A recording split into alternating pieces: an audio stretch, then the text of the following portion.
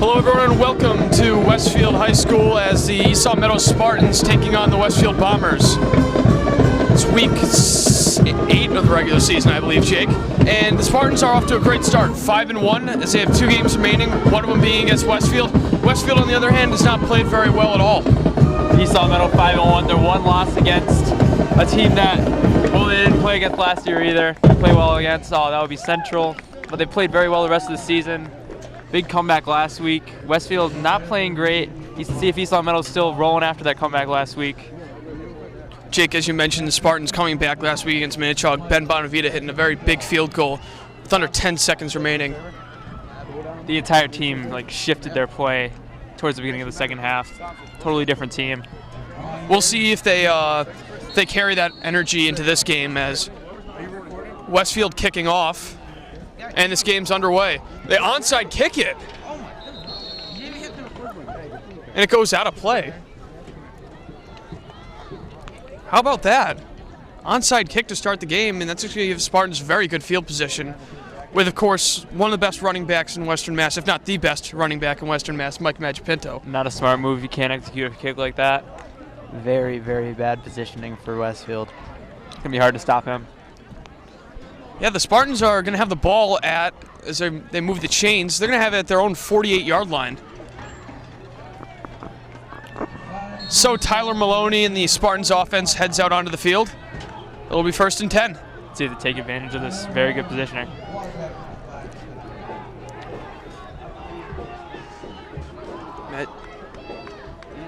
Play action. Maloney in trouble, and he's taken down after maybe a loss of a yard. Yeah, I made a mistake. The Spartans are actually starting in Westfield territory. They're in a spot where they can potentially go for it on 4th down, should it happen.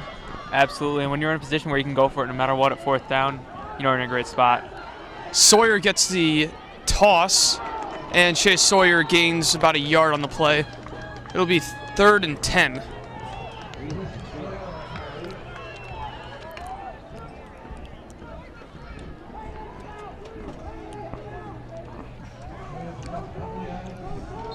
Need a big completion here. See if they give it to Magipinto. Number 12, Richard Ucalacarania out wide. Magipinto gets a handoff, though, and he's going to break free. He cuts back. He's at the 30, at the 20, the 10. He stops. Oh, what a move. Touchdown, East Meadows. Defense was just fooled there trying to stop him. Just froze him, got right by him for the touchdown. Very nice run. Spartans starting a minute and 6 seconds in with their scoring. As we said, can't give Spartans that kind of position with Magipinto on the field. You could say Mike Magipinto was shut down last week against Minnetonka. He's off to a very hot start here against Westfield. Last week, other guys stepped up, made some crucial plays. Bonavita misses the point after attempt, but Jake, you can hear a pin drop here. That really took the momentum out of the crowd. Crowd went absolutely dead. They haven't been very loud as we've seen other crowds. This is Still dead quiet. very small crowd on hand too as well. Saw some kind of big event going on in the center of Westfield. They're having an early Halloween celebration, a week early. It's interesting. Yeah, still good amount of fans filing in though, so we'll see how that goes later on. But the Spartans already up 6-0 as Maloney hasn't even completed a pass. If they can't stop the running game, why do you need to?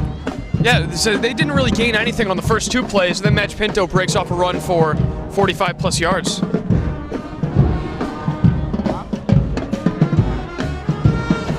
So East Meadows will be kicking off, and you can see right there, though, Jake, that onside kick really backfired.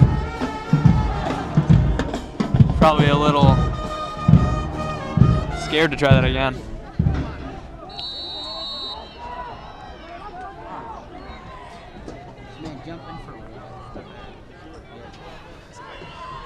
Matt Barrett kicking it deep. That'll roll and be picked up at the 20 by Westfield. He breaks free. He's still on his feet. He's finally dragged down just across the 40-yard line.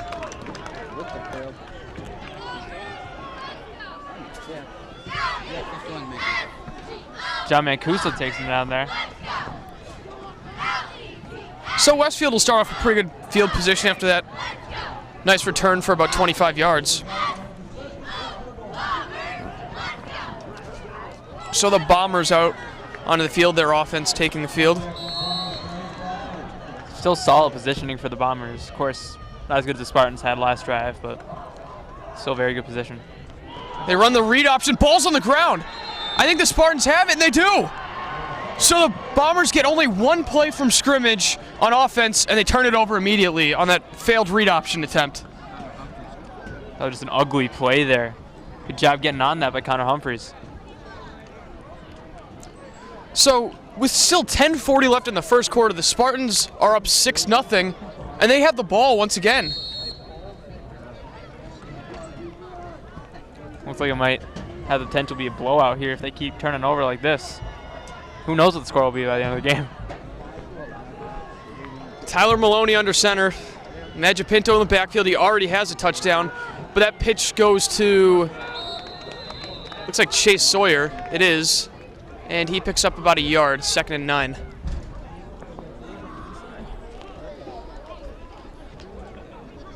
Probably a little more cautious of the run here from all the guys, not just Magipinto. Magipinto's only run just moments ago, picking up a 46-yard touchdown, I believe. Maloney throwing it deep down the left side, and it's incomplete. And the flag is thrown. Is that Ukalekaranya? Yes, it is. Almost a very nice catch if he held on to that, but flag is thrown. Let's see what the call is. In my eyes, it looked like it was on the defense. Could have been a hold or maybe pass interference. And it is on the defense. Spartans will get very good field position now. They're going to be, I think, 1st and goal. Spartans just rolling along here. Oh, wait. I guess I went half the distance here, so I was thinking NFL rules on that play. Still a 1st down. Good spot for the Spartans. See if they can score again. They have it at the Bombers 28. There's a handoff to Chase Sawyer, and he picks up 3 yards. Oh, I think there's a false start, though, so that'll be a 5-yard penalty on the Spartans. Illegal formation, actually.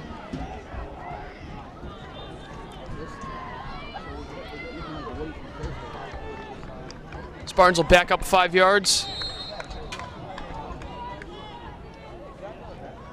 And it'll be 1st and 15.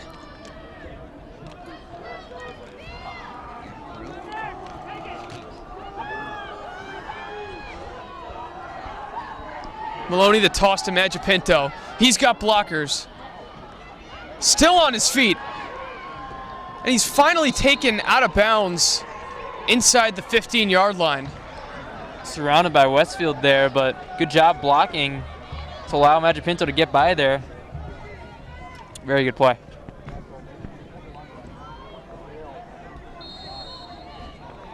So it looks like it'll be 1st and 10 from the 16, I believe, so he might have just been short of the 15. Still another impressive run from Magipinto. Gain of 18, and he gets it again.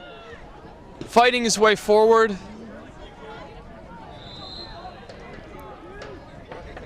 And he's taken down after a gain of 6 yards, so it'll be 2nd and 4.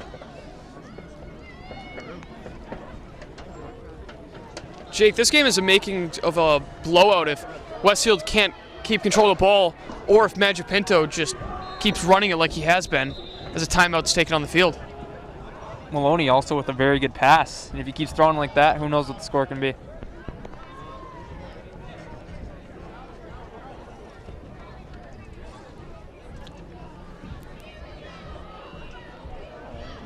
Spartans preparing for the 2nd and 3 from the Bombers' 9-yard line with 8:58 remaining in the first quarter. Spartans already lead 6-0 on a, I want to say, 47-yard touchdown run from Mike Magipinto.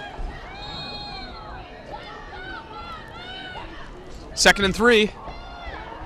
Maloney rolling out to his right. Hit as he threw it to the end zone, and it is caught. Touchdown, Aiden Kennedy. Great job hanging on to that. Very accurate, strong pass. Another easy touchdown for the Spartans. You can't place a ball better than that. Right at his hands. The fact that he was able to get it off that well while getting hit, very impressive pass. Spartans off to a very good start on the road against the struggling Westfield Bombers team, who we mentioned before, 1-5, and just not having the season they had a year ago. A season where they beat the Spartans in the playoffs as Ben Bonavita misses his second point-after attempt of the game.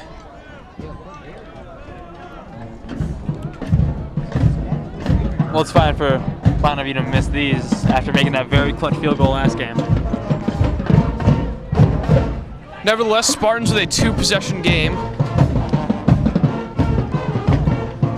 as they've clearly been taking advantage of 2 Westfield mistakes early. 1, the failed onside kick, and 2, the fumble on the first play from the Westfield offense.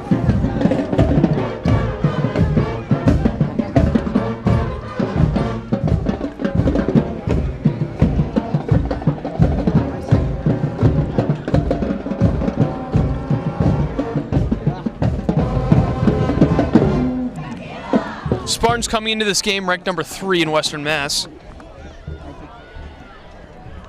after just beating number 4 Minnetonka last week in what was a nail biter till the end. Very fun game to watch. Of course, not a fun game to watch if you're the Minnetonka coaching staff. Absolutely not. So Barrett kicking off. His team leads 12-0. He pulls that one, and that's going to go out of bounds. So that'll be a penalty.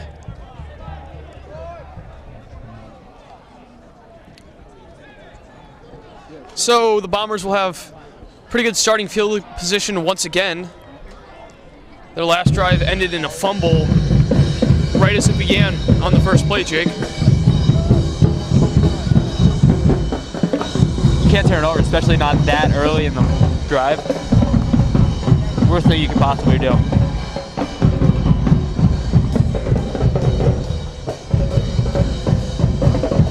Oh, it's actually going to be a re-kick. I'm still learning the rules of high school football, Jake. A little different.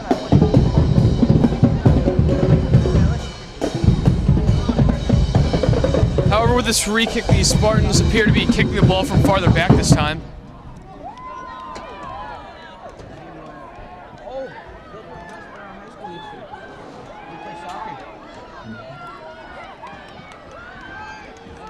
So Barrett back to tee it up once again.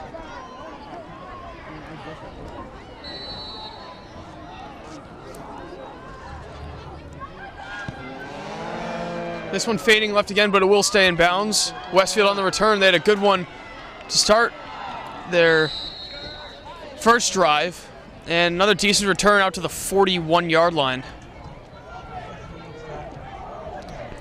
So with 8:45 remaining in the first quarter, Spartans already lead 12-0.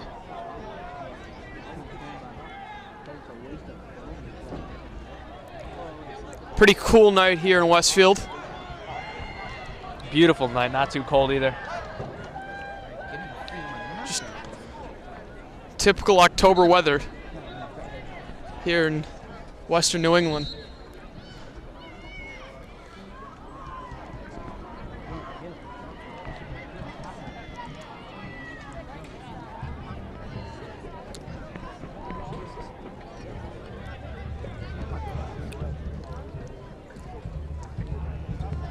Got a bit of a stoppage in play here.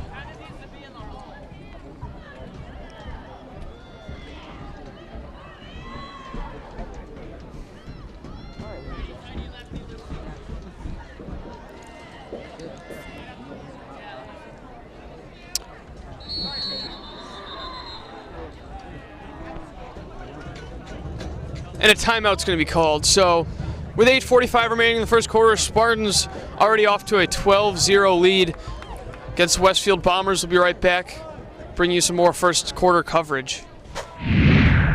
Back here once again, Bombers have a 1st and 10 They trail 12-0, handoff. And they gain about 5 yards. Second down coming up. Nice little game there. See this Bombers finally get something going.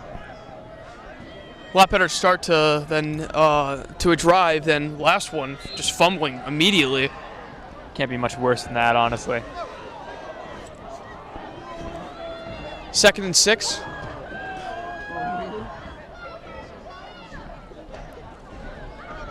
Another handoff, and it's going to be good for a first down, maybe more. That's a strong gain of about 20 yards. It'll be a first down for the Bombers.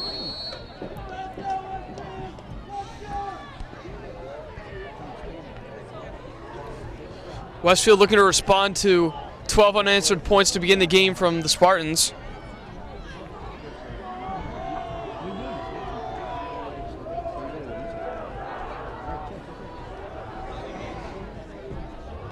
Screen pass incomplete.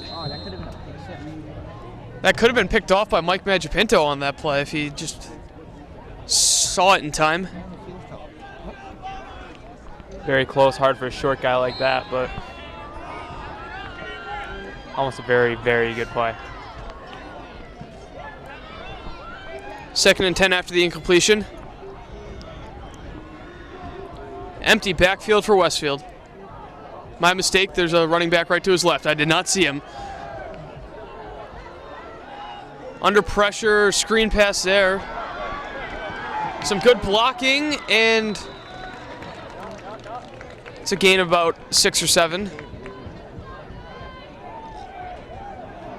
Nice big gain there. So they're finally trying to put first stuff down together.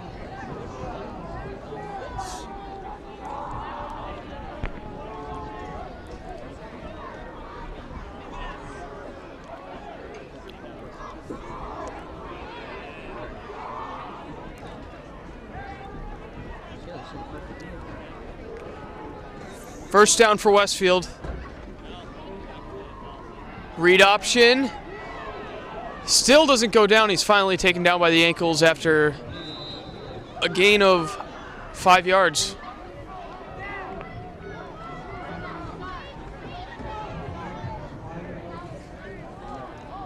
Running the ball very well here.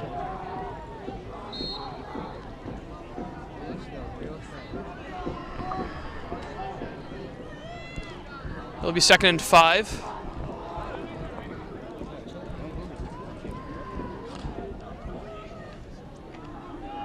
Handoff once again. Not a big gain, so it'll be 3rd down coming up.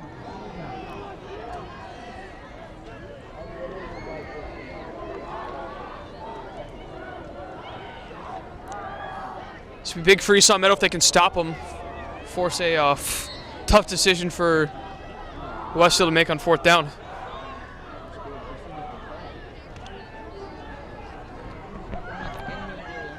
Third and about 5.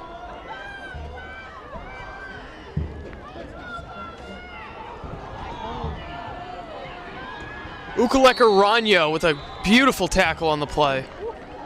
Never giving up, making sure he gets right down there. No mercy there. It'll be 4th down. Tough decision here for Westfield, Jake. Do you run it or do you pass it? They've been running pretty well. Wouldn't be surprised to see a run.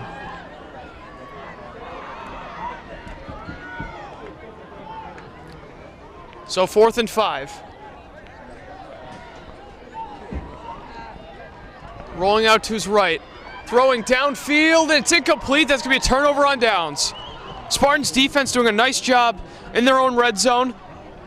And they're going to get the ball back with still a 12-0 lead. Spartans just rolling along here. Westfield looking a little stronger, but Spartans just outplaying them. So the score remains 12-0 here. Esau Meadow Spartans taking on the Westfield Bombers in this matchup. Alongside Jake Ryan, I'm Colin Casey.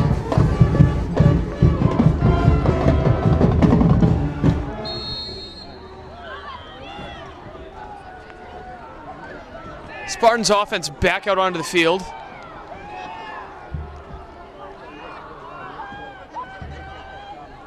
Tyler Maloney under center. Handoff to Madge Pinto. And he's going to pick up about 5 yards, so it'll be 2nd and 5. Just kept going, pushing through, gained a few more yards.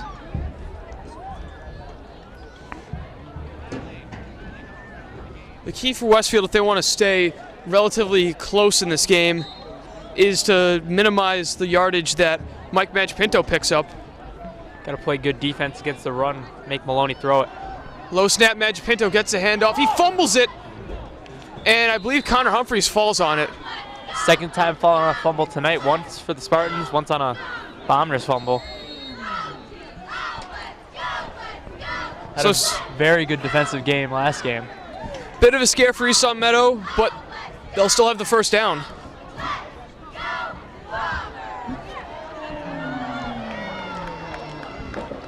Maloney gives it to Aiden Kennedy. He's got good blocking, and he's taken down after picking up about 6 yards.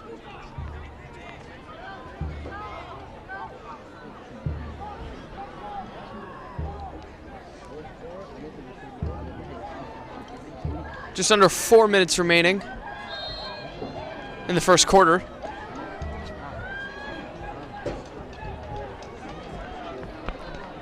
Next week, Spartans playing on Halloween night against West Springfield, who has had a very good season in contrast to Westfield.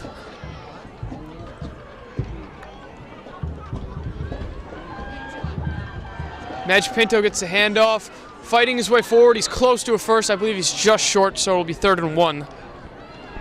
Last week, the day after a very bad rainstorm, Spartans slipping a lot on the grass field. Same thing this week, but they're not slipping.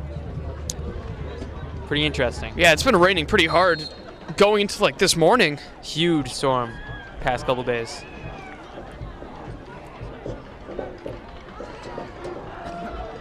Maybe they finally figure something out to stay up. Madge Pinto, it looks like he has a first down. Where the ref spot it, he does have it.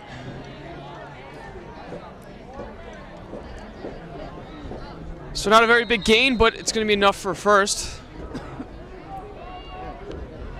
Didn't need a huge gain there. They're already up a lot.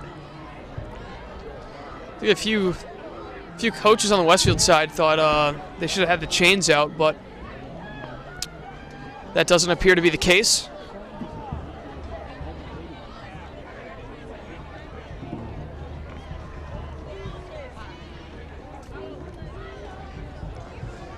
It'll be 1st and 10 from the Spartans, 42 from East Long Meadow.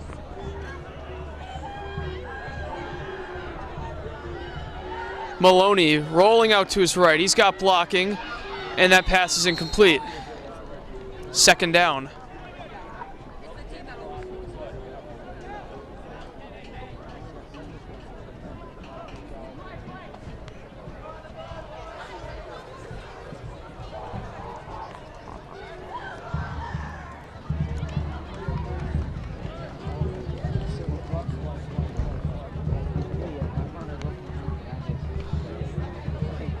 .243 remaining in the first quarter. East Long Meadow facing a 2nd and 10.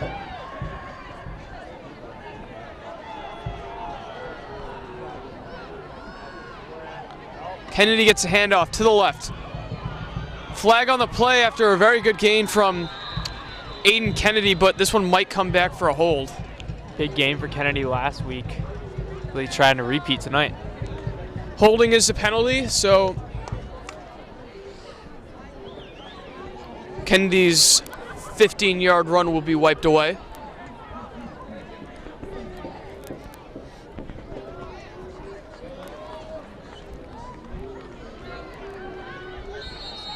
And Jake, the Spartans 5-1 going into this week. Only loss coming to Central in a pretty tough game, as Central being number 2, just ahead of them in the rankings. Should those two teams meet in the playoffs, do you think East Long Meadow could come back and maybe return the favor? East Long Meadow definitely pretty upset after the last 2 games they've played against them. Riley Huge gain Held here. picks up the first down. What a pass. Right to him, hangs on to it. Big guy just gets by. Big play there. That one went for 23 yards. Picking up all the penalty yardage, plus getting the first down. Talking about Central. They got beat pretty bad both times. Both the past 2 times. And East Long Meadow trying to rebound, have a big game against them, show them what. Here's Kennedy with some blocking. And he is taken down inside the 15-yard line, so the Spartans will have another first down, and their offense has just been clicking early on. Kennedy had that 15-yard run about a minute ago. Got wiped away by the holding call. Just do it again. It's that easy. Spartans have a lot of options here in the red zone. They can give it to Magipinto. They can throw it to guys like Riley Held and Richard Ukaleka-Rania. They can even pass it to Aiden Kennedy, a running back who picked up a touchdown. Got guys that can catch. Showing that they can run. Magipinto gets a handoff. That's going to go for a loss. Westfield saw what was coming there.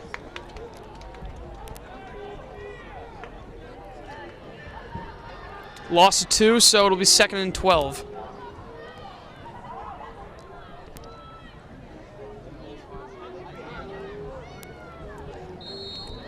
Final minute of the first quarter. Spartans lead 12-0.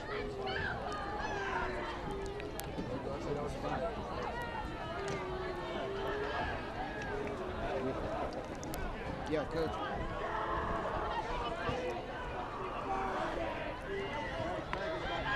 Second and 12, pass over the middle to Ukaleka-Rania. He's in for a touchdown. Beautiful pass from Tyler Maloney, and it's 18-0 East Long Meadow. Pass was on point and managed to get wide open. Another easy touchdown for the Spartans. Beauty of a pass. Just a little slant over the middle, and Ukaleka-Rania was just so wide open. Couldn't get a man on him.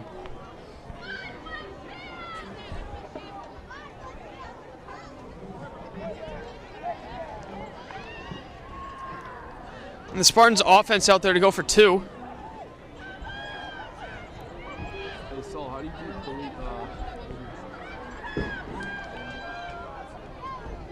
Maloney to his right. He's going to run it. Throw to the end zone is picked off. However, Westfield unable to return it. So, score will remain 18-0 as the Spartans 0 for 3 on point after attempts or 2-point conversions in this game. They still lead, though, 18-0. Bonneville not going to get done with those first 2 kicks. Maybe time to send Barrett out there.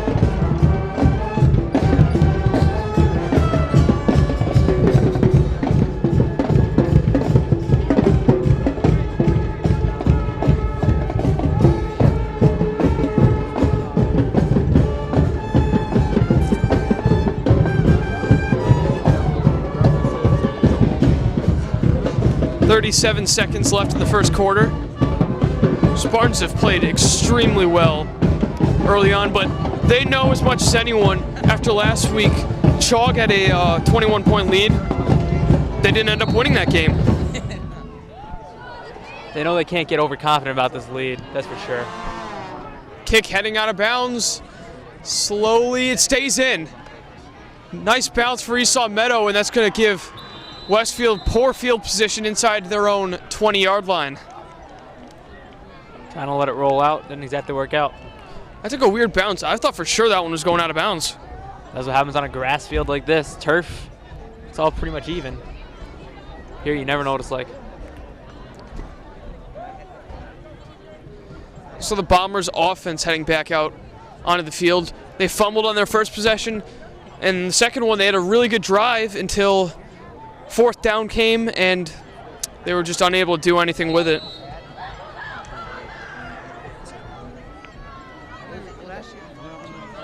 They were in that rough spot, Jake, where you're outside of field goal range, but you're too close to punt. Nothing to do there.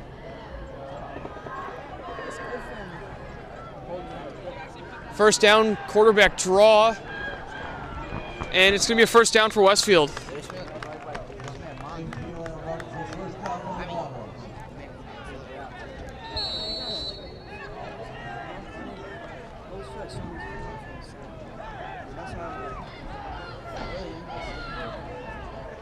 "15 seconds left in the first quarter. We'll see if Westfield will get another playoff, and I believe they will. This will be the last play of the first quarter. 5 on the clock. Screen pass complete. Turns back the other way, and he picks up about 5 yards. So after one quarter of play, Esau Meadow very dominant already. 18-0 the score. We'll be back to bring you the rest of the first half.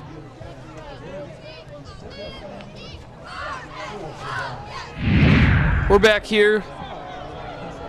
Spartans lead 18-0 after one quarter of play.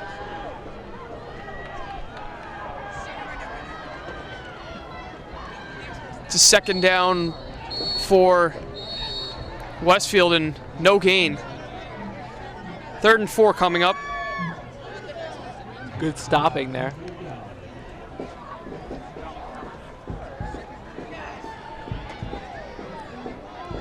Spartans playing well on both sides of the ball. Westfield, not so much. And Jake, something to think about down the road is going to be one exciting Thanksgiving Day game. Longmeadow undefeated this year at #1 in Western Mass. I like to think East Longmeadow's been playing just as well as the undefeated Longmeadow Lancers. The only difference really is that loss to Central. Longmeadow beat them. That was just a different East Longmeadow team out there. That screen pass bobbled, and a great job tackling to bring up 4th down. That was Ryan Dutiel bringing him down. The safety. And that loss to Central did not look like the same squad. The same guys, they didn't play as well as they're supposed to. They've shown they can play. Yeah, a way to compare is Magipinto did not run the ball very well against Central, and they ended up losing. But last week when he didn't run the ball very well against Minnechaug, the Spartans ended up winning that game on a comeback attempt. He's not the only guy on this team. Everyone can step up and make big plays. They showed that last week. On this 4th down, Westfield punting it, and a fair catch called for by Ryan Dutiel. Spartans will start with it at their own 25-yard line.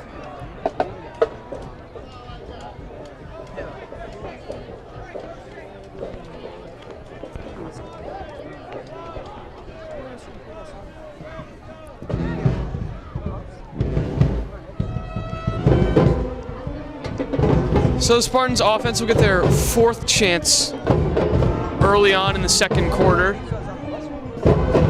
In the first quarter, they succeeded on all 3 drives, all capped off with touchdowns. A 45-plus yard run for Mike Magipinto, a 10-yard pass to the end zone to Aiden Kennedy, and just about a 15-yard pass to Richard Ukaleka-Rania for a touchdown.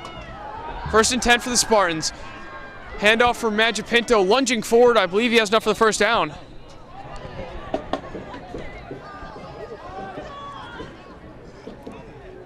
Two of these touchdowns were passes. Maybe the big comeback last week might have a boost to Maloney's confidence, willing to pass it more. He knows how to pass. He's shown that tonight. Yeah, Jake, this Spartans offense reminds me of how they played against Amherst at home a few weeks back. Absolutely big game for the Spartans offense. Just like tonight.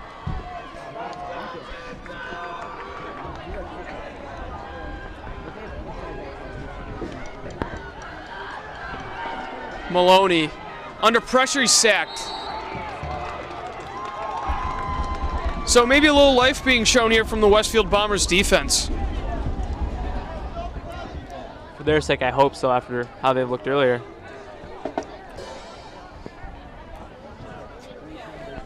Notable game on the schedule for Western Mass tonight for high school football. #1 Longmeadow taking on #11 Putnam, as I believe one of the assistant coaches for Longmeadow is now the head coach for Putnam. So that should be interesting. See if Longmeadow can keep their undefeated streak going. Aiden Kennedy with a nice handoff before he's upended. And it'll be about 3rd and 12 for Esau Meadow.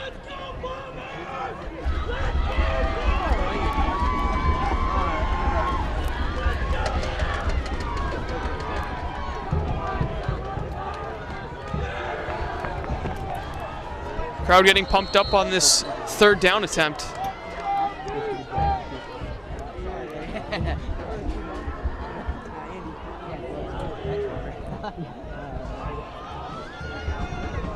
Third and 13. Maloney rolling out to his right, looking deep. Pass down the field towards Ukuleka-Rania. It's just behind him. Flags fly though, and that's going to be a penalty. Easily saw that there.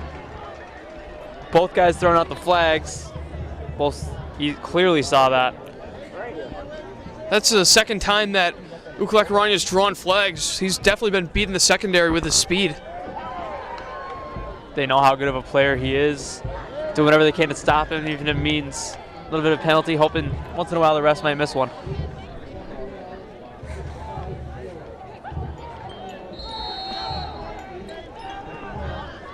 So the Spartans will have another first down at their own 49-yard line.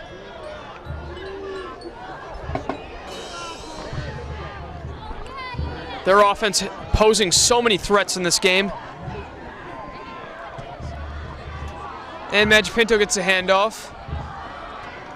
And he turns what looked like a loss of 2 into a gain of 1. It's just how he does it. Total strength in a little package. He's trucking right through. 2nd and 9 for Esau Meadow as they're at midfield.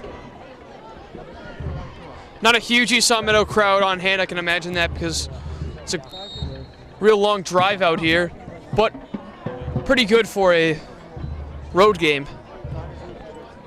Absolutely, especially way out in Westfield.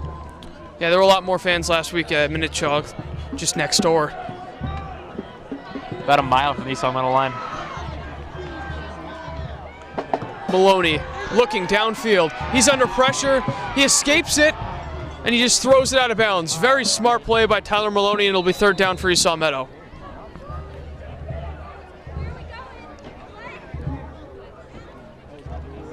He used his speed to get away from those Westfield defenders and just threw it out of bounds.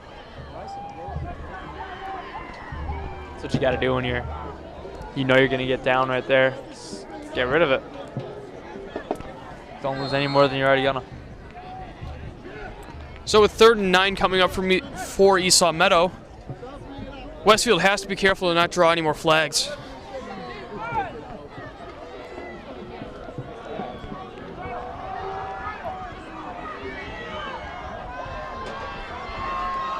It's going to be a toss to the left. And Aiden Kennedy picking up about 6 yards, so it'll be 4th and 3 coming up.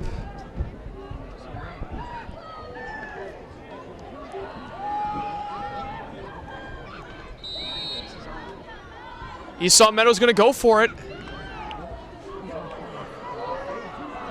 As you said, they're in that spot where you can't go for the field goal, can't punt it either. The way they've been playing, I wouldn't be surprised if they convert here. Not at all. Magipinto up the middle, flag on the play. Magipinto has enough for the first down, but we'll have to see what the flag is.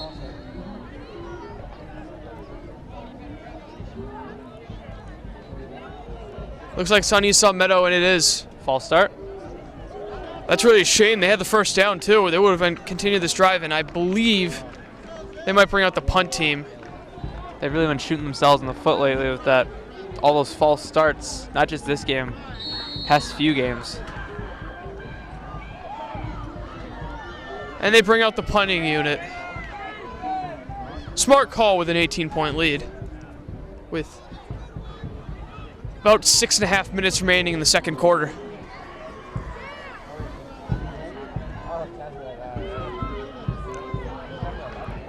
Here's Ben Bonavita getting ready.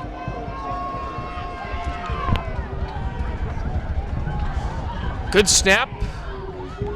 And a pretty good punt from Bonavita as that will continue to roll. Picked up at the 10. Nowhere to go. It was actually Jeremy Venn with that kick. It was? Yeah. Never seen him kick it. New for me. 44? Yeah. Wow. That was a very impressive kick.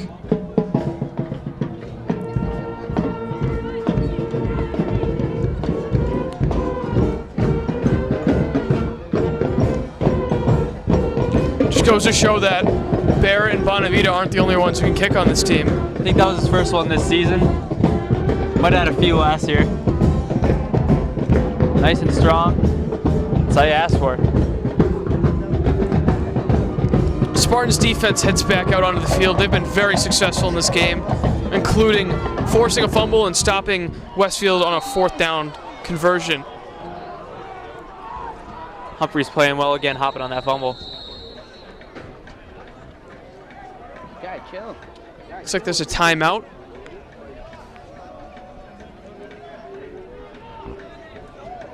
With 6:10 remaining and an 18-point Spartans lead.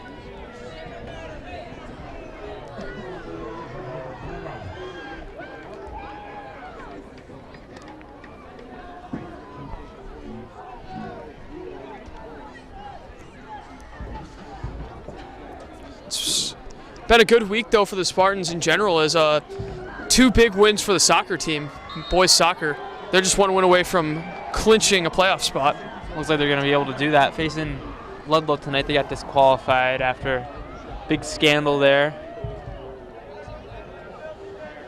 Pump fake and a short gain for Westfield, but Nick Shea making a very good tackle on that play. Very good defensive core all year from the Spartans, including Shea, Venn, Humphreys, Tranghese, everyone out there. Just, you hate to mention it, but also some of these guys are seniors, so you got corners too, like Ukulek Aranya. Got some good talent coming up too. Not much to worry about. Aiden Kennedy with a nice tackle. It'll be 3rd down. And you also have some other guys that'll be seniors next year that are very big to the Spartans defense. James Martin, one of their best corners. He's had many interceptions this year. Jeremy Venn as well. Of course, Mike Magipinto will also be a senior. I feel like we'll see his biggest season yet next year. He's going to end it big. Rolling out to his right. That pass is dropped. Oh, but that might be a flag? No, they're not going to call it. That was a huge hit.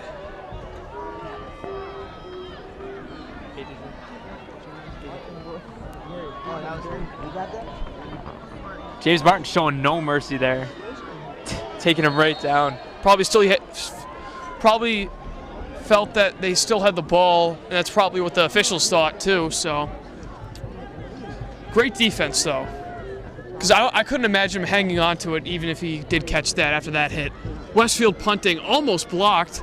Very high punt, and it's going to roll in favor of the Spartans. They're going to have it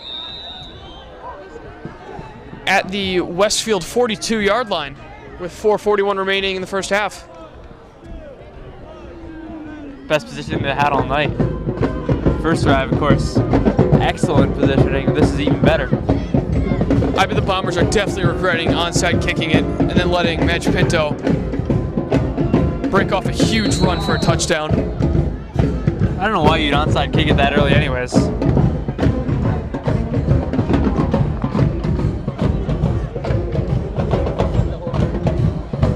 So Maloney and company back out there. Magipinto in the backfield. Jeremy Venn getting the handoff though, and he's got good blocking. Cuts to the outside. He's still going to the 20, to the 10. He's gone. Jeremy Venn with an impressive run for 42 yards. Touchdown, Esau Meadow. Defense just looked confused. Could not stop him. Venn breezing by everyone. Spartans' lead just gets bigger and bigger. 24-0 Esau Meadow. Their run game has just been so good, and that's really opened things up for their passing as well. Just not good play from Westfield defensively. Had some very big offensive plays, just couldn't cash in on them yet. Esau Meadow with 2 passing touchdowns, 2 rushing touchdowns, so they're getting it done on both kinds of offensive plays. That's what you love to see, a well-rounded offense. Spartans go for 2, fade to the end zone. Ukulek Aranya with a beautiful catch And the 2-point conversion's good, 26-0. He was using his rebounding skills there from basketball. Kid can jump, kid can stretch. Absolutely amazing catch there. It's not Disney World, though. It's nowhere. 4:28 remaining. Only a 13-second drive for the Spartans. That's all they need. You think about it, they stop Westfield here, they could have a chance to score even more points before the half. You think this game's out of reach now? Imagine if that happens. I'd say Westfield would need points here to maybe salvage a chance at making this a game. They've just not looked well at all on either sides of football. Inconsistency is really what the problem's been, as Spartans kicking off yet again. They've had a few good plays on both sides. They just can't keep it going. I'll say one thing good from Westfield in this game, their return game has been pretty good, as that one taken out to about the 35-yard line. Returns don't matter if you can't score. They would need Devin Hester out there.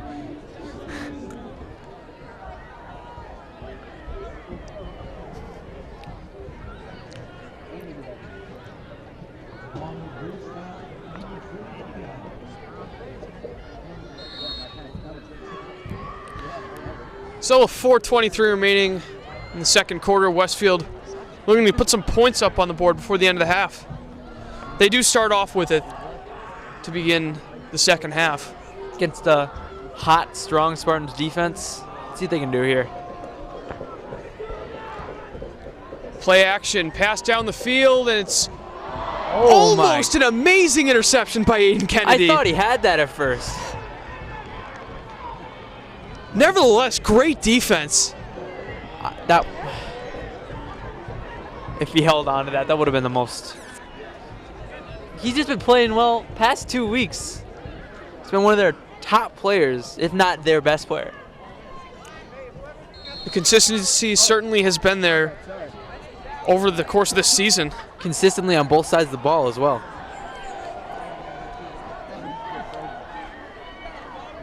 Second and 10.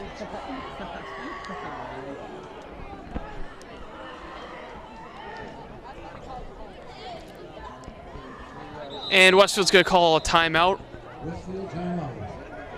So with 4:17 remaining in the first half, we'll take a quick break. Be right back to bring you the rest of this first half coverage. 26-0 Spartans. Back here in Westfield with 4:17 remaining in the second quarter. Screen pass way over the head of the receiver. Flag flies though. I believe he's going to be roughing the passer on Esau Meadow. A little unnecessary there. Crowd is just so silent. It's like a library. It's dead here. The only thing you're hearing from those Westfield sideline is a few cheerleaders and the band. Band's very, very quiet. 15-yard penalty on the play, so the Spartans initiating a costly penalty on that play, so that'll bring the Bombers very close to midfield. First down.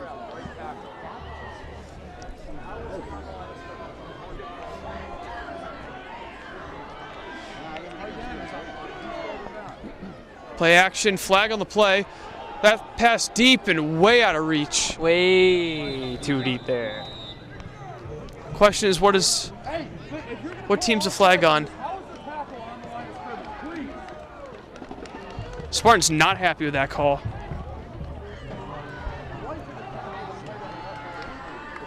They haven't been able to cash in on their opportunities, Bombers, on offense. And Jake, so far in this game, Spartans fans that made the trip, they're not being disappointed. Absolutely not. Looks like a blowout here early on. Of course, never say never after last week. Spartans know that more than anyone.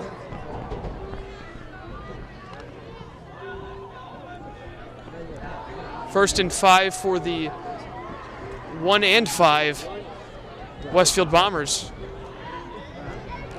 Empty backfield.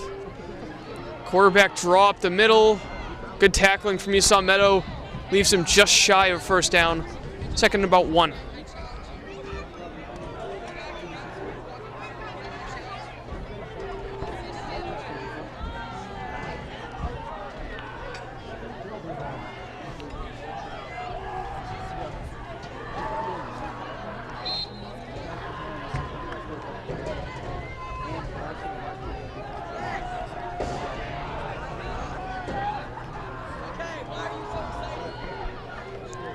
Second and 2. Spartans blitzing, and a great job tackling. That is Aiden Kennedy flying into the backfield. Kennedy just doing it all.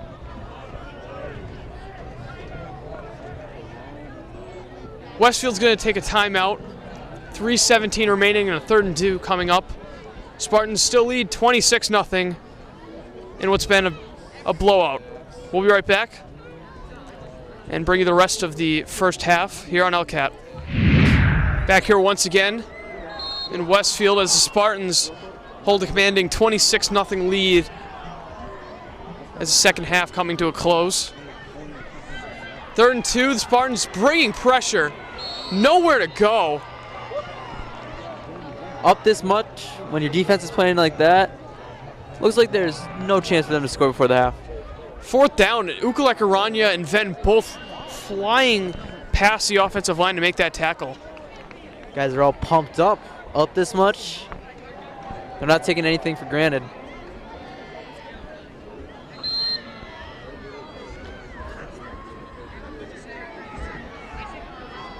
Fourth and 7, Westfield going for it. Really don't have anything to lose.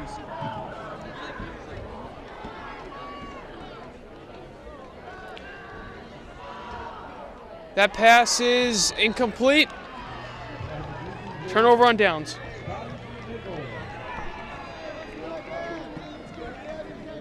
Score update from Long Meadow. They're up 7-0 against Putnam. And Minnetonka versus Holyoke. Holyoke is winning by 10, 16-6.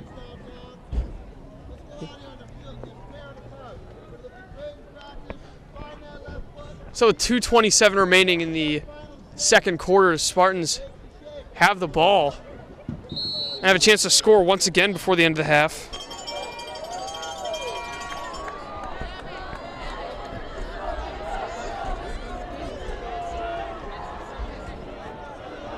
See the Westfield band running down for the halftime show. Maloney looking downfield. That pass is tipped and incomplete. Almost held on. Maloney gets knocked down though and a flag on the play, so we could see roughing the passer. And that's the case.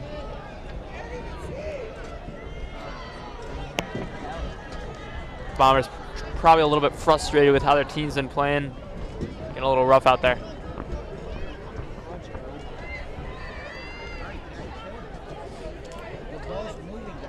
Yeah, and Jake, like you were doing that score update, number 1 Long Meadow up 7-0. If Putnam were to win that game, that would probably boost both Central and East Long Meadow's rankings. Putnam number 11 if they beat Long Meadow. Big upset there.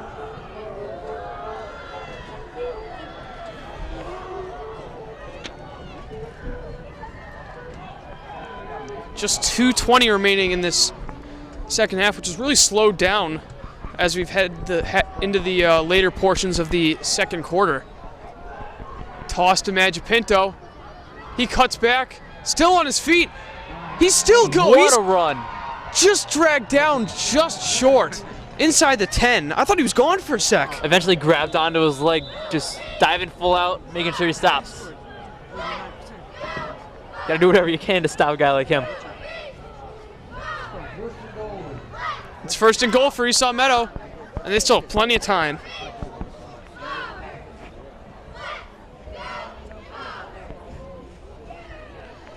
And Jake, another big game tonight. Completely forgot to mention, I don't think it's underway yet, West Springfield at Central. That'll be a very big game. Two powerhouses going at it. East Long Meadow going there next week on Halloween night. Of course, LCAT will be there bringing that to you.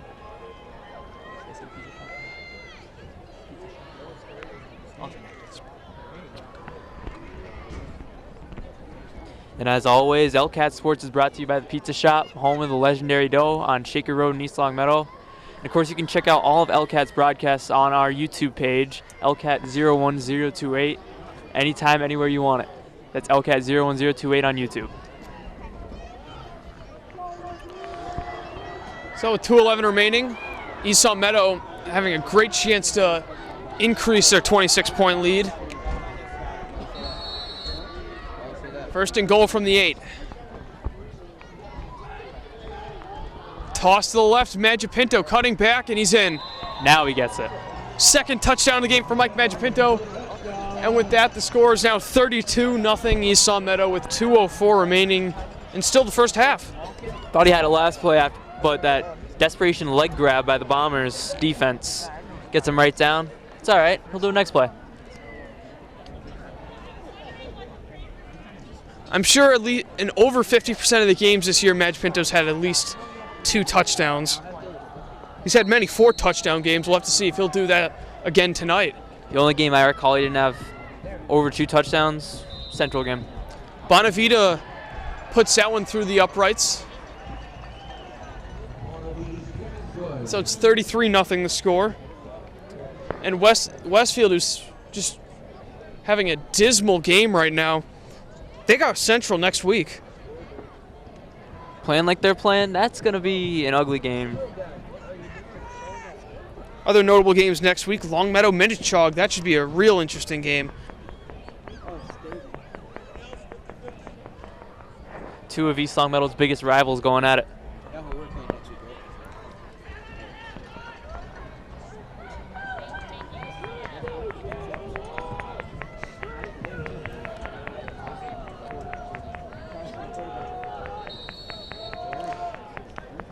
Spartans kicking off.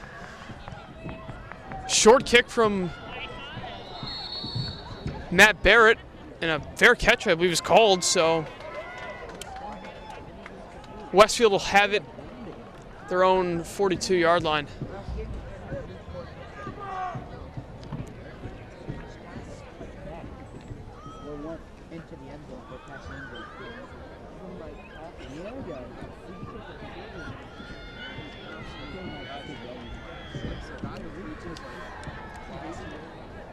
And Jake, throughout this week, or through this Friday night of football, there are a lot of players in Western Mass that could surpass a 1,000-yard passing or rushing milestone. Of course, Magipinto already passed that a few weeks back. Not the only good running back in this league. That pass over the middle is complete for a first.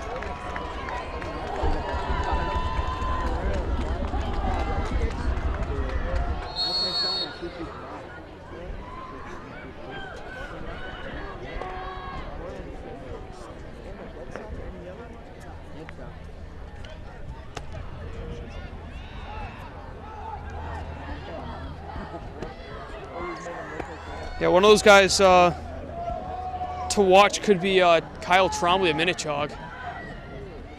Ukalaka brings him down for the sack. Trombley blowing up last game against East Long Meadow.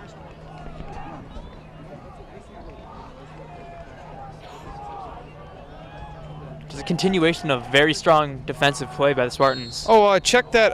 Trombley actually last week just passed the 1,000-yard passing mark. He's at 1,075 going into this week against. Doesn't have the physical ability of Magipinto, but he managed to get it done.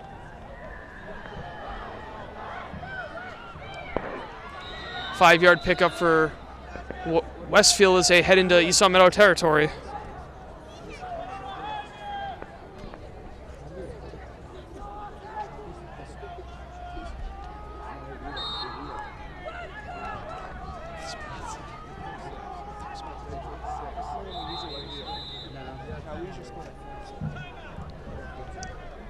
And a timeout being called.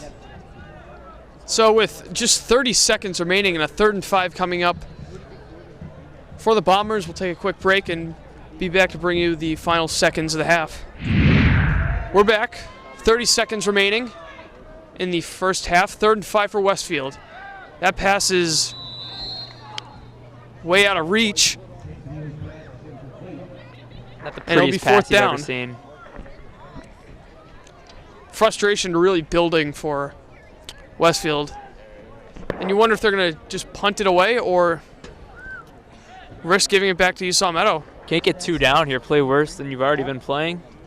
That won't be pretty. Yeah? My phone would be at 100 by now. Right. 4th down. Westfield will go for it. 4th and 5. Why not? They got that girl. Rolling out to his right. He's in trouble. And he's taken down. Nick Shea on the tackle. And it's going to be turnover on downs. Esau Meadow still has 18 seconds. We'll see if they just chew the clock out or they try to score some more points going into the second half. This big of a lead, I don't know what you'd do.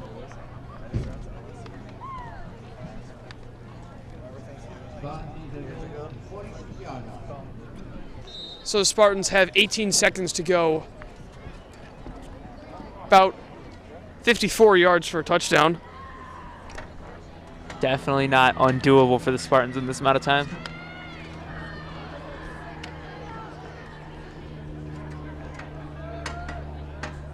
And the Spartans are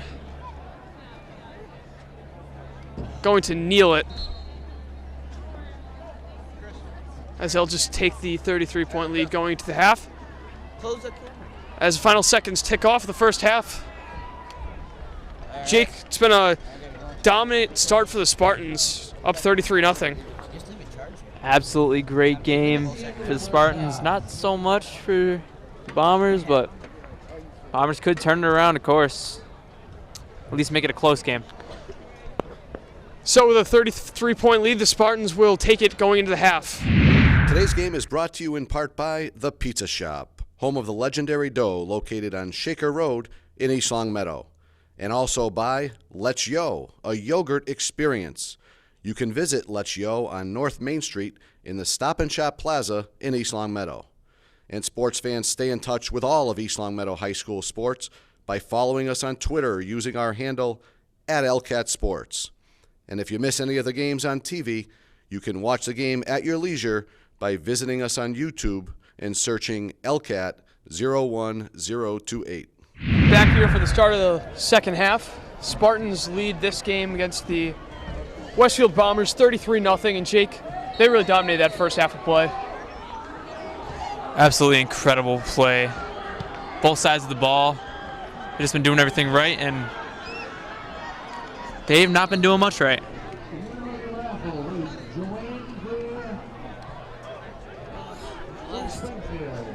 That kickoff goes out of bounds. Free cookie sack chocolate.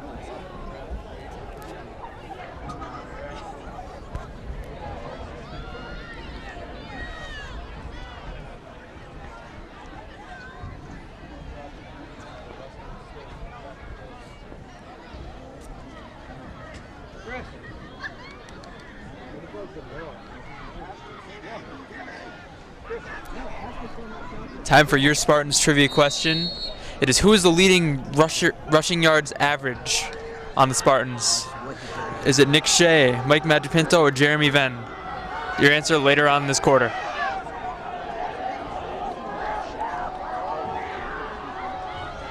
First and 10 for Westfield at their own 30-yard line. Handoff and just nowhere to go. A lot of guys in on that tackle. 3 Ben guys. Shea. And Kennedy. They're all about the same height too, and same muscular build. It's Basically the same physical player. Just 3 of the same guy hopping on you at once. Not fun.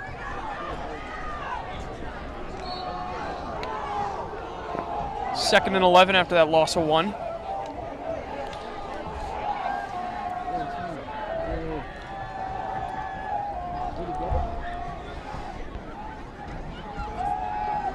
screen passes, just misses him. He was wide open, and he threw it right past him. You gotta complete those passes if you want to get anywhere down the field. Third down. Westfield is 0-5, winless in their conference. Looks like that trend might be continuing here. Yeah, I mean, the only team they haven't faced in the conference, guess who it is? Central. Yep. Wow. Wonder who's going to win that one. Yeah, chances are Central's going to take that game. I'd hate to see the point spread as it's third down. Flushed out of the pocket. He just throws it to nobody. Caught by number 18 on the sideline there. No, Jake, if you can, do you think you can maybe figure out the score of the Longmeadow Putnam game? I'm on it. That game has pretty good implications on rankings, as well as the Central Minnechaw game. Or, I'm sorry, Central's facing West Springfield.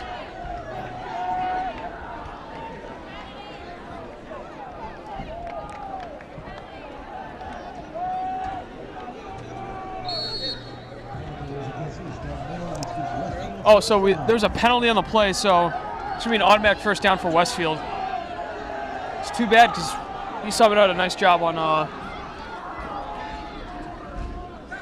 on defensive side of things to start off that drive. Read option, well run by Westfield, and it's going to be close to a first down. Longmeadow now up 14-0. Touchdown in the first quarter, touchdown in the third. Putnam yet to score. Not a blowout. They can definitely come back. Putnam had a crushing loss to the Spartans a couple weeks back. 2nd and 2 after that gain of 8 on the quarterback read option. It happens again. There's a flag on the play. And not a huge gain. Like James Martin in on that tackle. It's going to be a hold on Westfield. Martin with another big physical, hard play there.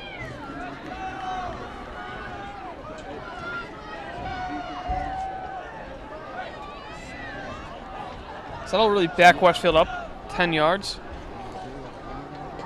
Central with the 7:45 p.m. start. Through one quarter, it's 7-0 Central over West Springfield. Spartans' opponent next week. I still feel like that game will be close throughout. West Springfield having a very solid season. Sitting at 5th in the standings. I don't think really anyone expected them to have as good a record as they do. 3-2 in the conference, 4-2 overall. Very good record.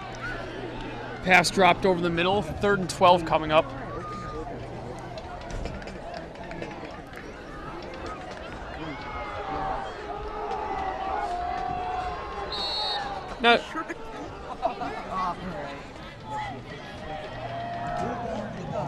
Now, Jake, if you had to choose the best game of the Spartans this year, excluding this one, which one would you say it would be? I think it's obviously last weekend, that huge comeback, how tight it was there at the end. It's a nail-biter. Fun game to watch. Pass over the middle, complete. Huge gain down the field. Flag on the play. This one might come back. But a nice catch and run by Westfield, one of the few big plays they've had in this game.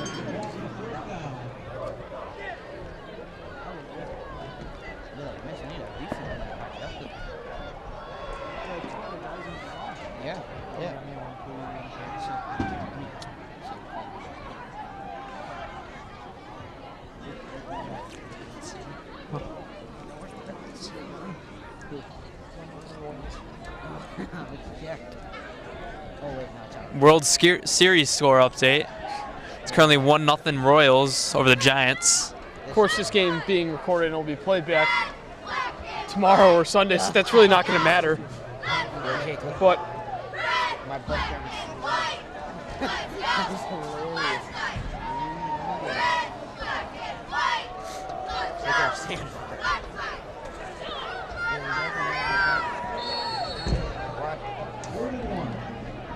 Who are you picking for the World Series, Colin? I say Royals. I mean, Bumgarner's done well for the Giants, but can't just have one pitcher. You got to have a whole rotation. And that's what the Royals have in my mind. Ventura. Shields not looking as great as usual, but you know what he's capable of. Royals have a great chance. False start on the play, so instead of 3rd and 1, it's going to be 3rd and 6 for Westfield. And this has just been a 180-degree turn from Westfield's season last year to this year. They played in the championship game for Western Mass against Central last year. This year, they're going to be going home early. Lost their head coach and it seemed to change the entire team. People say coaches get too much credit. Well, this is showing that sometimes they don't get enough credit. Probably, yeah. I might have to get at least 3 more for you. 3rd down. Pass over the middle incomplete. Good coverage. Flag, though. It's going to be roughing the passer, and Ukaleka not happy at all with that call.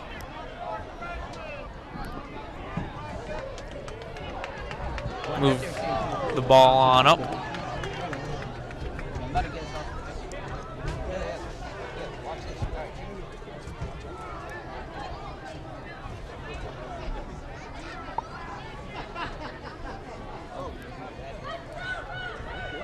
So that penalty will give Westfield another 1st down. That's really what penalties have done on this drive, allowing Westfield to move the ball down the field. I mean, they did have that one big play, but that was wiped away with a penalty. Other than that, this drive's been solely based on penalties. Completely and utterly all penalties. Just moving it along, getting lucky. 1st and 10. Handoff, they reverse it. They throw it downfield. He's got a man open. And he's going to have a touchdown. How about that play as Westfield is on the board? Bombers finally. Wait a sec. Flag on the play. This whole play's coming back.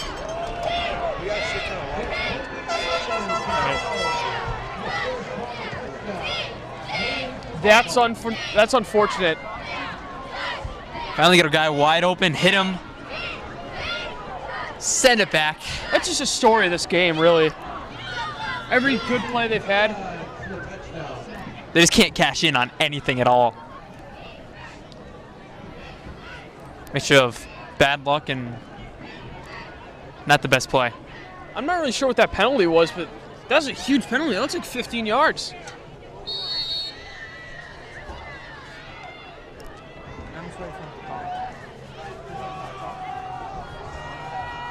In the words of the Central PA announcer I remember a few weeks back, it's from Westfield, it's first and Enfield, Connecticut. Incomplete. Very long to go. I can't see him converting on one play unless they just throw it deep and it's somehow caught. I mean, it's worth a shot. Nothing to lose here, 33-0. I'm going to have to check my math here, but I believe it is 2nd and, I'm going to take a shot at this, 26.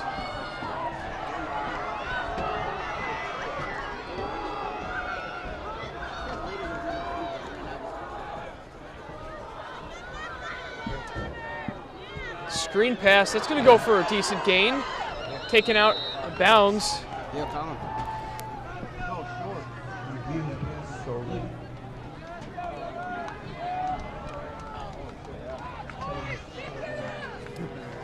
8:30 remaining in the 3rd quarter, a 33-0 lead for the Spartans. You're watching this edition of East Meadow Spartans football here on LCAT. Jamie Rook, Tyler Hadley on cameras. Alongside Jake Ryan, I'm Colin Casey.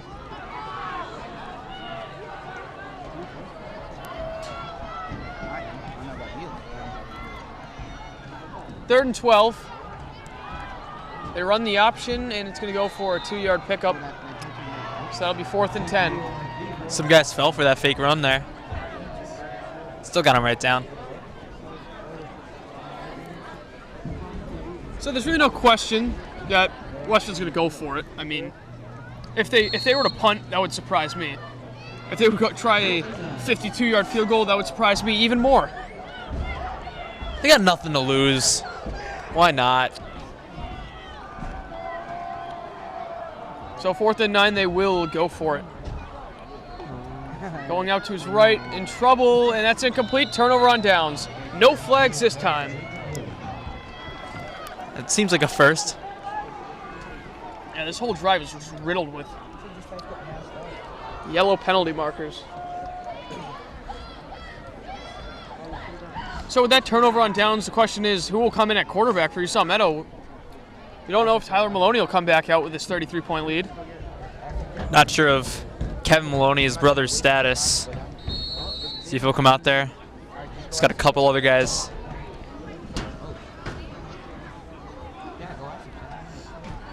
It is Tyler out there again. And it looks like Magic Pinto's in the backfield. Ball's fumbled. Maloney picks it up. He's going to run it himself, but no, he throws it down the field, and it's complete. Jeremy Venn with a nice catch. How did he get that? Looked like it was going to bounce. Went down, grabbed it, held on to it. Strong pass. Offense, defense, special teams. Quietly, Jeremy Venn is having a very good game. He's been doing it all. Had a few guys, not really highlight plays, but just getting everything done. It's going to be tough to decide player of the games in this. Offensive and defensive. Handoff to Chase Sawyer, or Aiden Kennedy rather. He breaks to the outside and he's taken down, but not after picking up a first down. Yeah, he's definitely a candidate for player of the game, offensive. Defensive too, he's had some great plays both sides of the ball. You could even throw Tyler Maloney in the argument too. He has 2 passing touchdowns. Most he's had in any game, I believe. I'm sorry? I believe that's the most he's had in any game so far this season. Yeah, I mean he had a few though in the Amherst game. That was a big game all around on offense. So stellar game from everyone. Magic Pinto gets a handoff. He cuts through. Still going, and he's taken down, and it looks like he has enough for a first down. And of course, as always, he's a candidate for player of the game. 2 but what's touchdowns. New? Yeah, what do you expect from him though? Can't expect anything less. Got a kid, his talent. Jake, honestly, I would like to see another Central Esau Meadow game because I feel like Esau Meadow would come back stronger than ever after that loss earlier in the year. That was not a strong game from them. They've been showing how strong they can play past few games. Bring that fire in against Central. They beat them, huge upset, huge game. Magic Pinto inside, breaking tackles, and he picks up nice little run. Around 6 yards. And Jake, really throughout October, the Spartans have played some of the best football they've played in a few years, honestly. They're stepping it up, getting ready for the playoffs. That's what you love to see. That's what Coach Raymond, of course, loves watching that.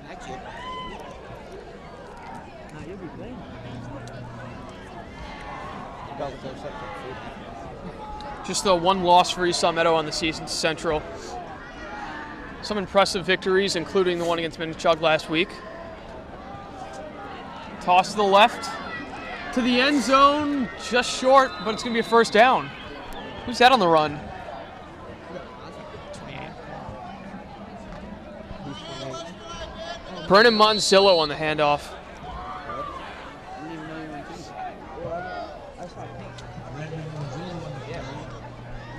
Haven't seen much of him in this game, but very good handoff. Picks up the first down. Yeah, he can get it done too. Off goes Jeremy Venn.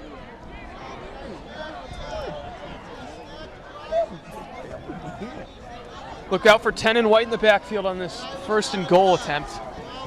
He gets the toss. He's heading out to the right side. Breaks a tackle. Is he in? He's in. Touchdown number 3 for Mike Magipinto. Just keep racking them up. We're going to need to find out how many he has this season because he's just adding on to that enormous total. He already had over 1,000 before this game. Probably well over that at this point. He's either 1,300, he's at least 1,300, closer to 1,400.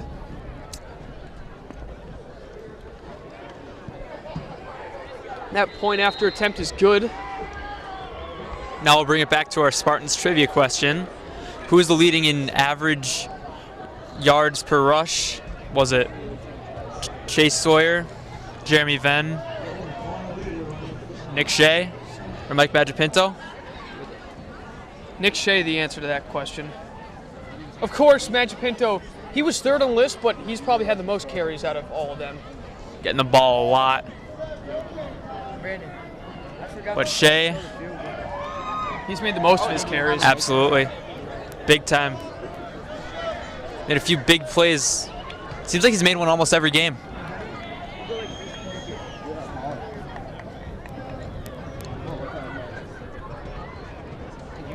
So 4:09 remaining in the third quarter, rather.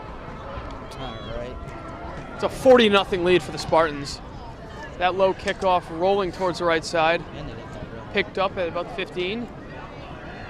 Decent return to the 33-yard line. They're showing they're really good at returning the ball. Had a few solid returns. Haven't really seen a bad one. Yeah, returning's a very important part of the game, but if you can't feed anything off of that offensively, you can't win games. Got to make advantage of those big returns. And Jake, I would say that what really set the tone of this game is the fact that they chose to onside kick against a team who has one of the best offenses in the league. That's just not something you do if you want to win the game. I mean, Can't if you just- get it, then that's great, but not in that situation as that handoff goes for no gain. You just can't give them the ball that early, give them a good start. Just not what you do. It's not smart play. As you see, as also, they didn't really gain anything on the first two plays from scrimmage, but on third down, they handed it to Badgepinto. And he took one Badgepinto. about 47 yards for a touchdown. Doing one of those big plays he's famous for. 3.5 minutes left here in the third quarter. 40-0 Spartans. Up the middle, and it'll be third down and 2.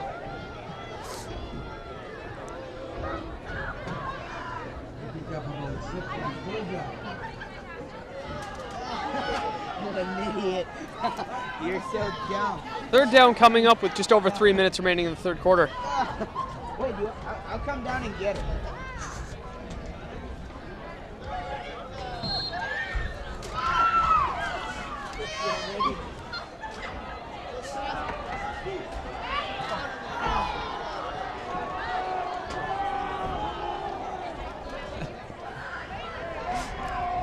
They run the draw, and it's going to be a first down on that nice read option. They've been working that play really well in this game, but when you're not able to pass the ball, Jake, that play really means nothing unless you break it off for like 20 or 30 yards. They've been using that play very effectively, except for that first time when they fumbled the read option. Yep. After that, effective use. But really, that one fumble kind of changed the course of the game. Really set the tone, demoralized this team. Have been able to bounce back. Once again, scores 40-0. Westfield has first and 10 at the 50-yard line. That screen pass works, but Jeremy Venn just can't be blocked on that. That's a loss of 3. Ben's been doing what he's been doing all night. Solid play.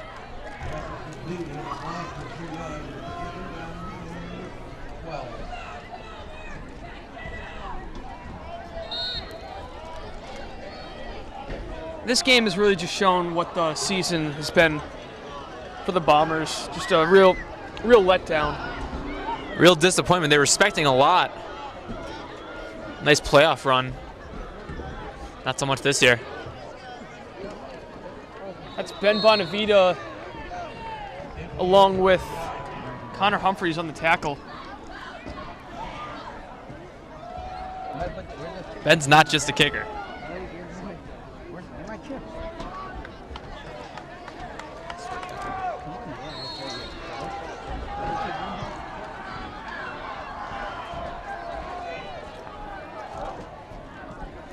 So with a minute remaining in the quarter, it's 3rd and 11 for Westfield. On the 49-yard line. That pass completed, but nowhere to go. Really was The tackling has just been very impressive in this game from Nick Shea and James Martin on that play. Nick Shea's just been on fire. James with his physicality, and you see Nick Shea doing what he does. Very physical, getting everyone down. Two of them get on you on a tackle, good luck. 4th and 10, and Westfield's going to punt it. I mean, I guess they really have given up on it. Not even bothering to go for it. Oh, it's a fake, and it's incomplete. Nice pass, too. Looks like he wasn't even ready for that fake. Looks like no one was on the same page there. I don't know how you managed to do that. With 9 seconds left in the third quarter, Spartans will have time for one play. We're going to take a quick break, 40-0 Spartans. It's fun to blow in the hand.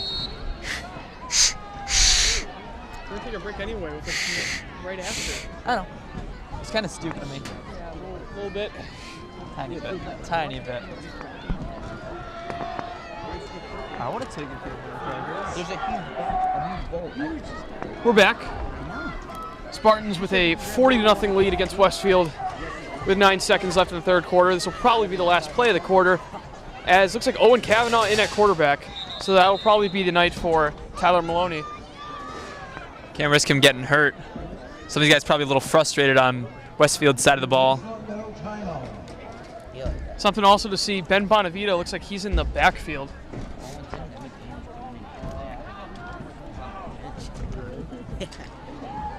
Still some starters out there, though. Ukalek Aranya still out wide. Aiden Kennedy also. See held out there, too. Humphreys. Owen Kavanaugh, I don't believe he's seen many snaps since the Amherst game, I believe. He might not even seen any then. He definitely saw some, though, against South Hadley in the opener. Yeah, we saw him. We saw all three. Maloney, and Kavanaugh. Kavanaugh hands off. Kennedy. Nowhere to go. He's going to lose a yard or two.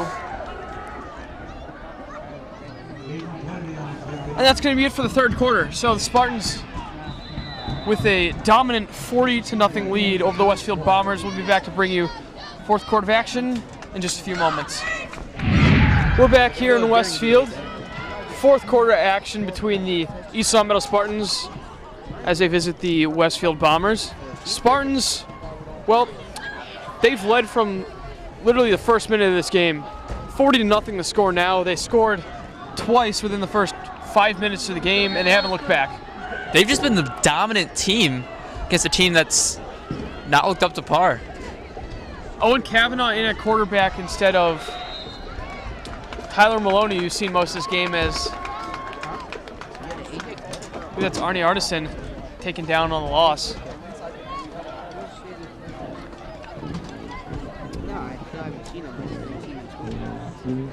This is a good chance to see a lot of different Spartans players out on the field. Get everybody some action. Might as well with this huge lead.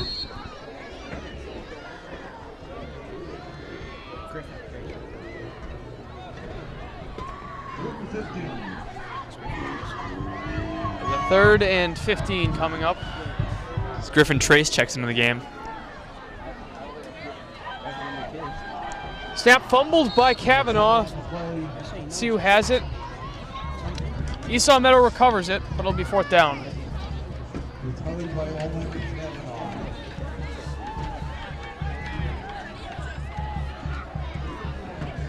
Fourth down, punting team gonna come on out. It's gonna be Venn punting again. He had a very nice punt earlier in the first half.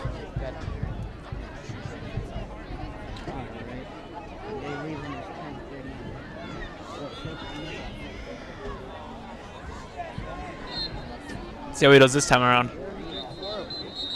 Got a flag. It might be a false start.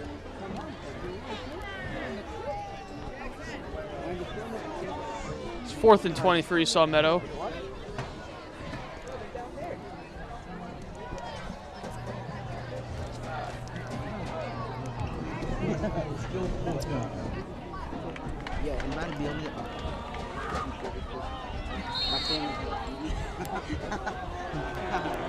That penalty actually on Westfield, but Spartans will still punt. Another very solid kick from Jeremy Venn. And it goes out of bounds inside the 25-yard line, and they'll mark it at the 22.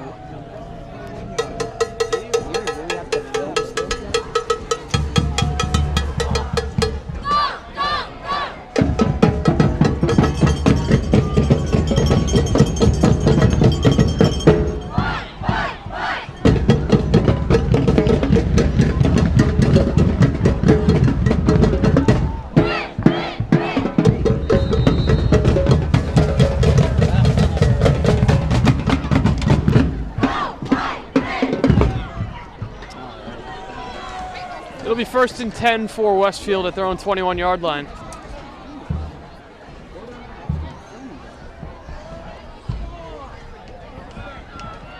That handoff goes for a very short gain. And Jake, looks like you got the score of the Long Meadow game against Putnam. Yeah, we're in the 4th quarter at Long Meadow High School. It's still 14-0 Long Meadow over Putnam. All right. I will say that's very impressive from Putnam to be only down 2 scores against a team like Long Meadow. They've just been amazing this year. Putnam's got one of the best running backs around also. If he can get hot, his line can protect him. Could be tied up before you know it. Hand off to the outside. He's got space to run out across the 40, and he's taken out of bounds just shy of the 50-yard line. Very good run, and that's going to be a 1st down. Westfield could have used this earlier in the 1st quarter. I think it's a little too late for that. Keep in mind they're not facing East Long Meadow's best players. So in a little bit, we'll present the offensive, defensive players of the game, as well as the LCAP play of the game.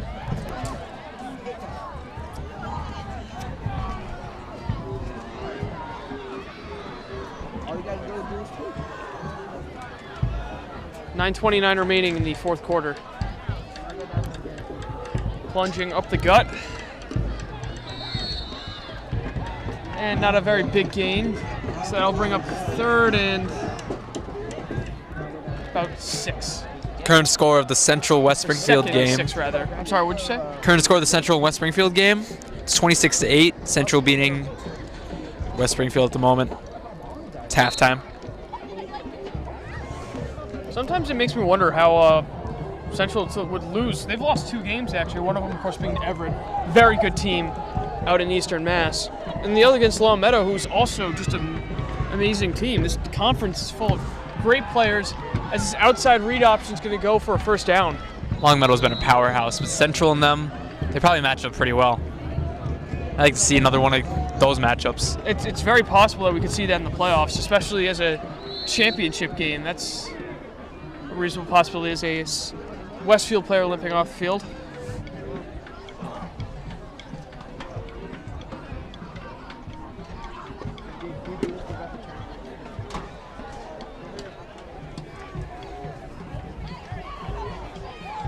Once again, this game being presented to you by LCAT.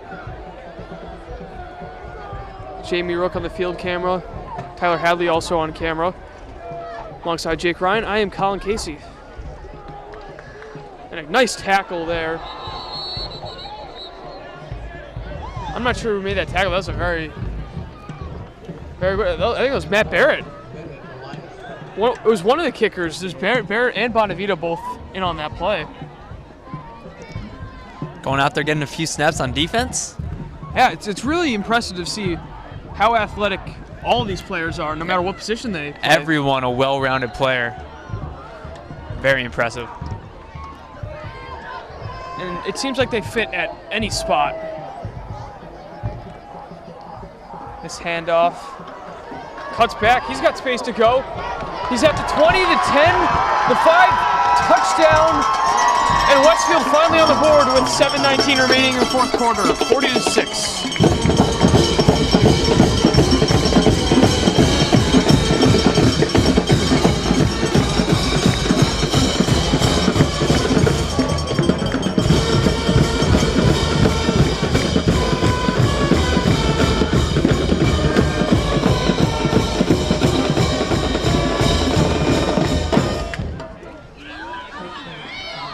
So the question is, will they go for 2 or try for the point after attempt?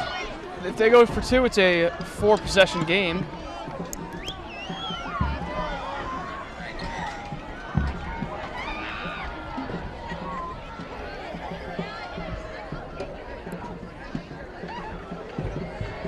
Looks like they will go for 2. They hand it off. And he's short. Well, one of them says he's short, the other says he's in. See what the final ruling will be here. The refs will discuss it. It is a touchdown. Or is a 2-point conversion is good, rather. So it's 40-8 the score. I'd be pretty surprised if I didn't see an onside kick from Westfield. Maybe this one they'll execute.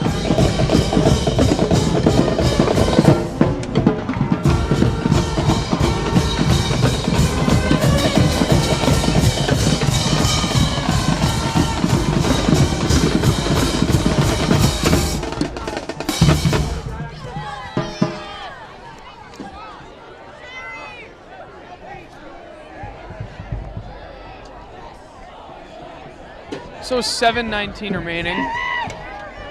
Spartans with a commanding 40-8 lead.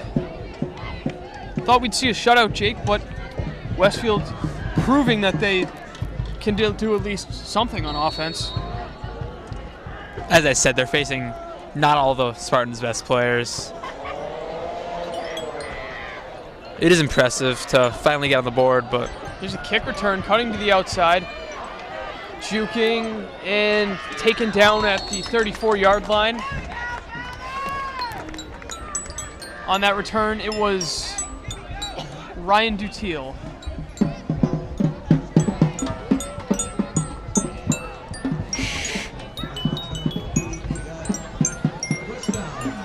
It's a lot of people used up on the depth chart in this game after the offense very powerfully run by both Tyler Maloney and Mike Machipinto. Seeing some new faces out there. it's good to see some new guys out there. See what you got coming up for the next year. Of course, seniors be graduating. So Owen Kavanaugh will continue at the quarterback position.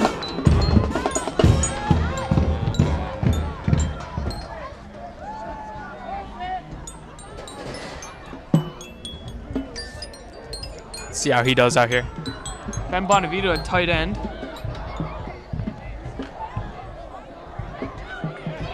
And that play goes for almost nothing.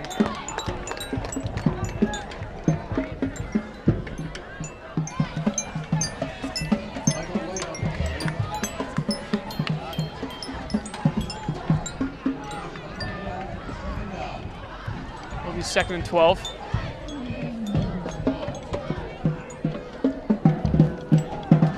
So with 6:40 remaining, Jake, why don't we start off with the LCAT play of the game? I think that's a tough choice, but in my mind, the one that really started this game off, Mike Machipinto, 46-yard touchdown run. Very good run.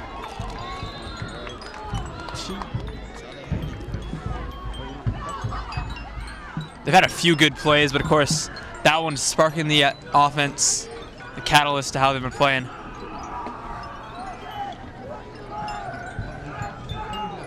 Third and 8 coming up for Esau Meadows offense. So there's 6 minutes remaining in the game.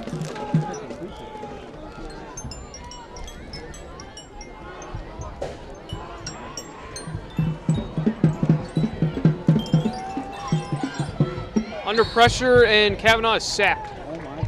Looks like he slipped a little bit there.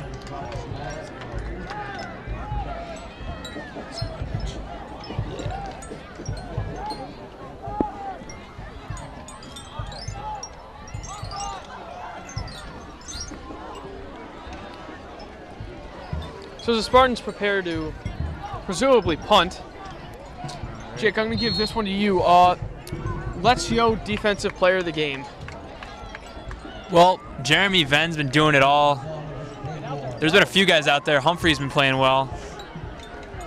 Jeremy Ven's just had a few key tackles, doing everything he can, punting the ball well too. Had a few offensive Falls plays. on the ground. Sorry to interrupt you. Ryan Dutiel picks it up. East Long Meadow has it right back. Well, if you're going to drop it, you got to pick it back up, and that's just what he did. So, Jake, as you were saying about the Let's Go Defensive Player of the Game. Yeah, I'll give that to Jeremy Van Jr. That was a very tough decision, though. There were a lot of guys deserving on that. Absolutely, but the play I've been seeing from him, just better than I've seen all season.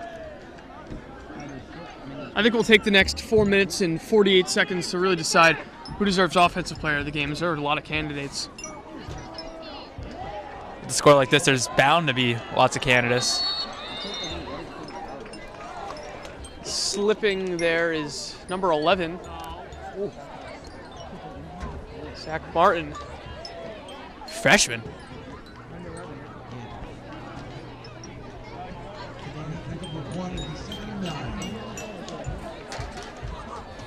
I don't think we've really seen any freshmen up to this point this season. So it's nice to see what you got to work with coming down the road. Get them going, give them experience. We've got to help them in the long run. Hand off to the outside to number 25, Arnie Arneson.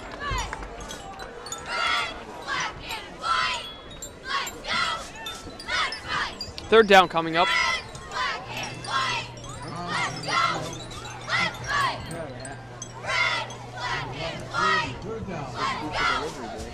Third and 9 coming up.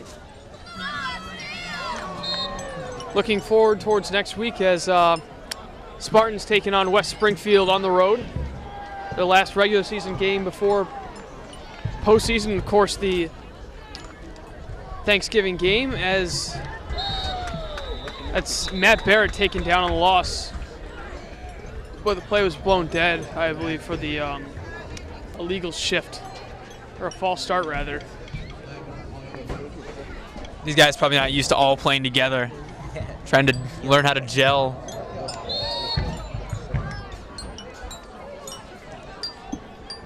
In my mind, though, it's a lot of fun to see everyone out there playing. Good to see people who don't really get a lot of snaps in the game. As the punting unit will come out on 4th and 16. It's nice to get as many guys as you can out there. Rest your starters.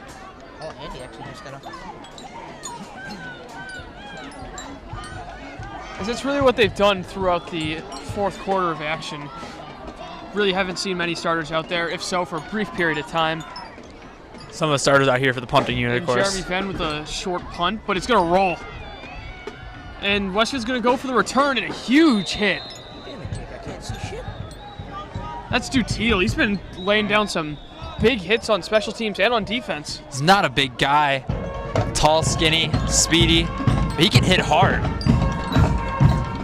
It's impressive. So with 2:45 remaining, it's a 40-8 lead for the Spartans still. And Jake, you know what? I think now's the time to decide who's going to get the Pizza Shop Offensive Player of the Game. Oh, you want me to decide? Let's see. What are you thinking? All right. You got Tyler Maloney, who's had a very good game, 2 passing touchdowns. You got Madge Pinto with 3 rushing touchdowns. You also got Aiden Kennedy, who caught a pass and had a bunch of good plays. Hats off to all of them. Got to go with Mike Madge Pinto, though, and his 3 rushing touchdowns. And who knows how many yards he's rushed for. And of course, with that, our play of the game, he sparked the whole offense, got it all going, demoralized the other team. That's what you love to see.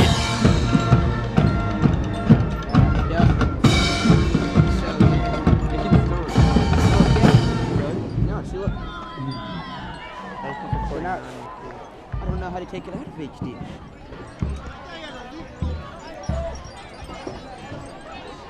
Jake Ryan currently playing the role as technician for the Spartans film. With 2:45 remaining in the game.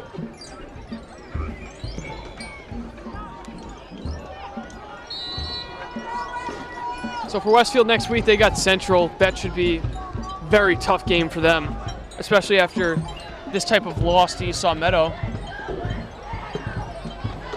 And how about that read option?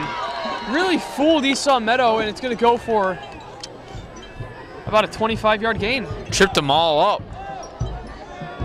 Another good play.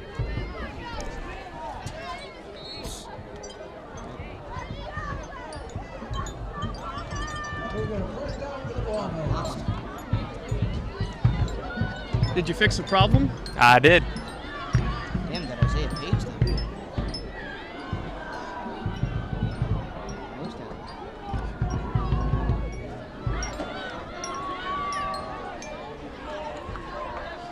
First and 10.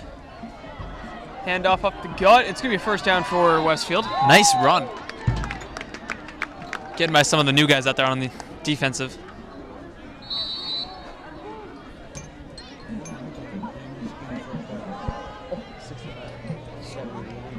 So Jake, as the final 2 minutes and 20 seconds tick off, what do you think's been the biggest storylines of the Spartans this season? Maloney stepping up, taking the role of starting quarterback. It's a big shoes to fill. He's done a very good job executing fairly well every night. Handoff. He's still on his feet, and he's going to pick up the first down. Now, Jake, other things to, of course, point out, Mike Medj-Pinto following up his big season last year with even more rushing yards. And, yeah, also Aiden Kennedy, very impressive season as well. Stepping up. Starting role, taking advantage of it.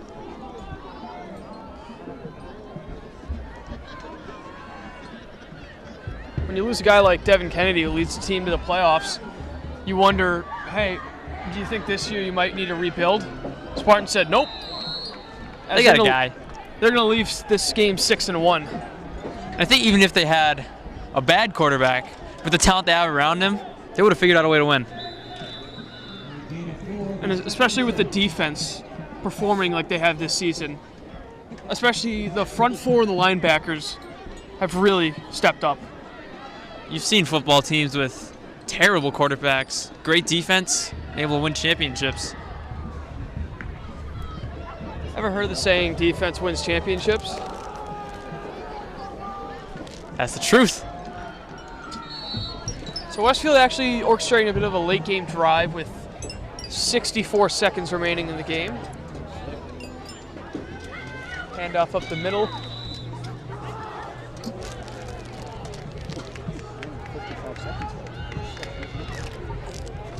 Clock ticking down, 50 seconds left. Gain of 8 on that last play. Clearly Westfield no rush, as They know it's over. very disappointing game if you're looking at it from a Westfield point of view. They're probably expected to at least make this a 1 or 2 possession game. There's nobody at 32 points in 30 seconds. I think it's pretty obvious they're taking the loss. First down for Westfield.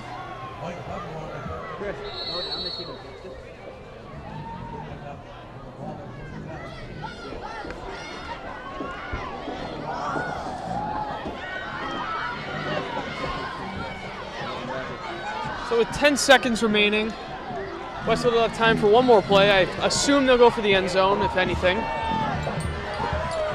3 seconds left. Here we go. Snap it.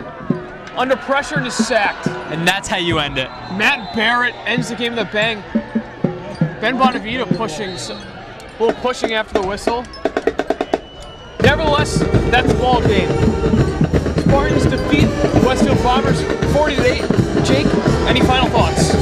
Just a very good, well-rounded game all around for the Spartans. They're passing it, great defense, and great running. That's just what you love to see. You got to have all those components to win ball games. That's what they had tonight. Spartans will head to West Springfield next week to close out the regular season. But tonight, they defeat Westfield 40-8. Alongside Jake Ryan, I'm Colin Casey. So long, everybody.